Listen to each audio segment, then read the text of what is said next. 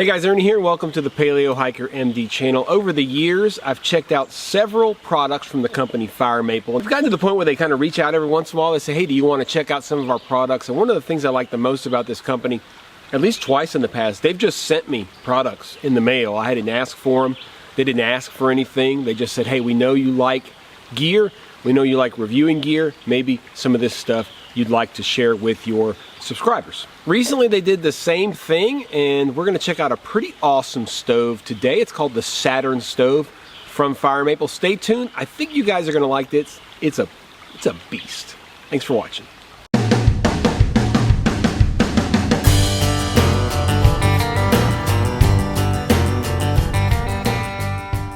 Some stoves are small, compact, lightweight. Some are not, and this is definitely in the not category. A couple years ago I reviewed several really big stoves and had a really good time doing it. Let me show you guys this stove, and then we're going to boil some water. Alright guys, this is the Fire Maple Saturn gas stove. Comes in this big old honkin' carrying case, which is really nice. I'm going to go ahead and pull it out for you guys. Alright, it's got this pretty long gas hose. For this, we just pop these legs open. See what the legs look like. Alright, and then these top supports like that. Dimensions folded are 7 by 3.6. Unfolded, it's 9.8 by 4.6. The weight is a pretty hefty 2.2 pounds. It's made out of stainless steel. As you can see, the majority of it's stainless steel. It does have some aluminum and some copper. Power claims are 15,000 BTU, made in China. Cost is $84.99. So not exactly the cheapest of all stoves out there, but this is a big stove, right? As far as features go, show you guys some close-ups of the features. It does have a very wide power range. You know, it's 15,000 BTU, but you can get it down pretty low. I'll show you guys that here in a little bit. It does have dual preheat tubes. You can see the preheat tubes over here. Those are dual preheat tubes. You can invert your canister in very cold environments and keep it going pretty good. It does have a built-in piezo igniter, and one of the cool things is the location of the piezo igniter. It's way over here, guys. So you can light this thing. You know, it is a big old beast, right? And you don't want to be like lighting it right here next to this burner. So you can light it on the outside here, which is really nice. It does have a very long 2-foot fuel hose. Again, it's nice when you've got a big, strong flame like this to keep your fuel away from the flame. It'll hold very small pots. If you invert them like this, it's not perfect because, of course, you're blocking off parts of the burner. They look at this and they say, oh, this is really cool because you can bring it in, but you are blocking off some of the burners. Now the burners will come around and up through these holes. So, you know, it's okay, but it is a limitation. And then when you put it like this, you don't have these little serrations to hold the pot in place. It is capable of holding a very large pot, and I think ultimately that's what it's for. You're probably not going to be, and we'll talk a little bit more about this later, you're not going to be getting this type of stove and this size of stove to put a little 750 milliliter Toaks titanium pot on, right? You want it for those big pots, and it will hold up to 10-inch pots, which is very big. It probably would hold wider than that, but I think that's probably, you know, what they're giving as a dimension. But you do want to make sure that the pots reach out far enough. I'll show you guys a little bit of video of what happens if you have a rounded pot, okay, and it hits these insides, because they'll just pop up like this. And that is an issue with this stove, that it will, if it's not wide enough, and that's probably why they're giving you that 10-inch mark. You want it to be at least 10 inches so that it doesn't fold these in. It does have some drain holes here, which is kind of interesting for overflowing of water, which is kind of neat. And it does have the very nice carrying case. I have to say the carrying case is super nice. So this thing is pretty sturdy, pretty stout, very strong. It is designed specifically for certain things. It gets hot and it stays hot for a very good long time, so be careful with that.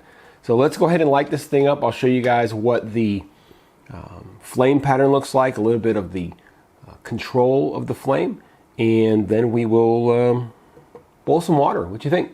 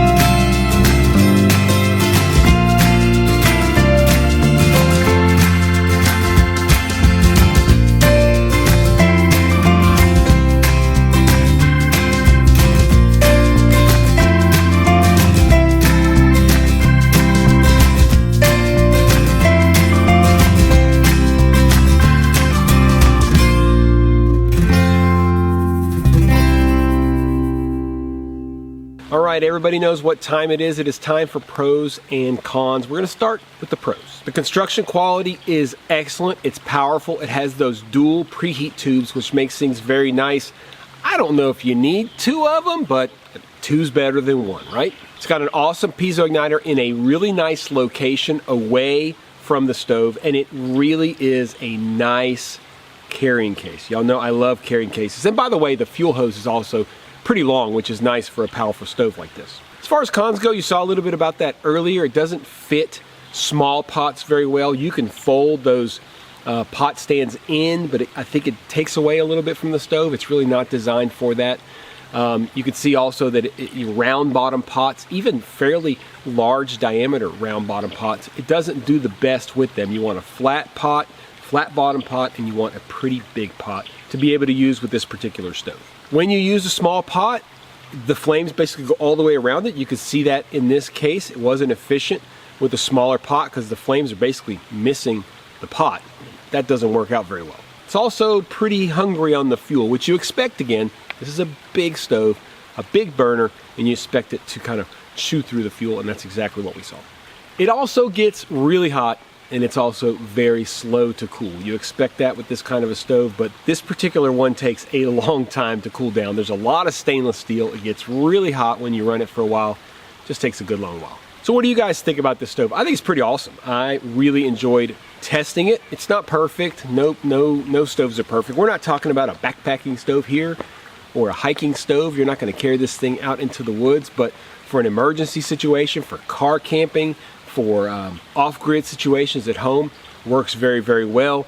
Make sure you have the right pots to use it, and it really should work well for you. Cooking for large numbers, cooking in extreme cold, and if you're just looking for a really powerful stove without a tremendous amount of weight. Some of these powerful stoves can get very heavy. This one's not too bad for what you get.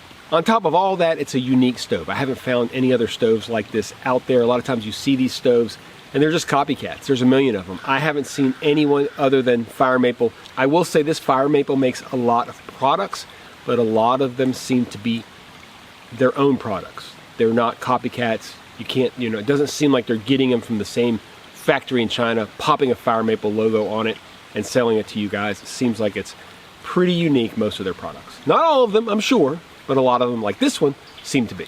Is this stove for everyone? No, it's not, but that's why I make these videos. That's why you should watch these videos, because if you're interested in something like this and you're wanting to use a tiny little pot, then I wouldn't do it.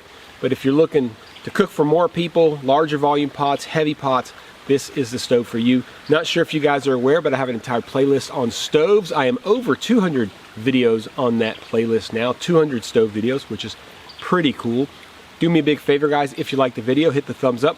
Really helps spread things across YouTube. And the biggest thing you can do for me, I know a lot of you who watch these videos are not subscribed. Just stop for a moment. If you think my videos are any good, just hit the subscription button. I put out a new video every week about an outdoor product, a stove, something that might be interesting. If you like that kind of video, hit the subscription button down below. As always, guys, I appreciate you checking out the Paleo Hiker MD channel. Stay tuned for more stove videos and all kinds of videos soon.